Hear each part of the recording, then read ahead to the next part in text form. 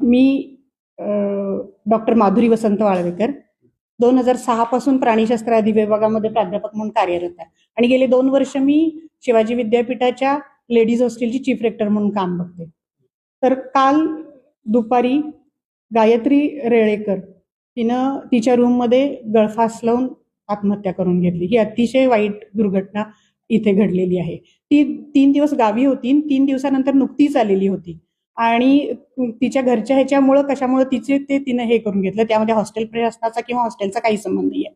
तरी सुद्धा आम्ही इथल्या मुलींना काउन्सिलिंग करत आहोत, त्यांना धीर देण्याचं काम करत आहोत आणि नेहमी सुद्धा आमच्या इथे काउन्सिलिंग धीर देण्याचं काम मुलींना होतच असतं.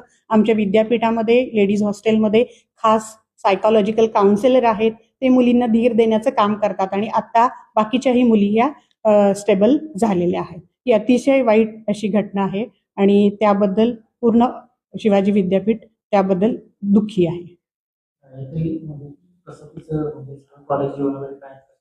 ते हॉस्टेलमध्ये ती कधीपासून आली होती आणि काय?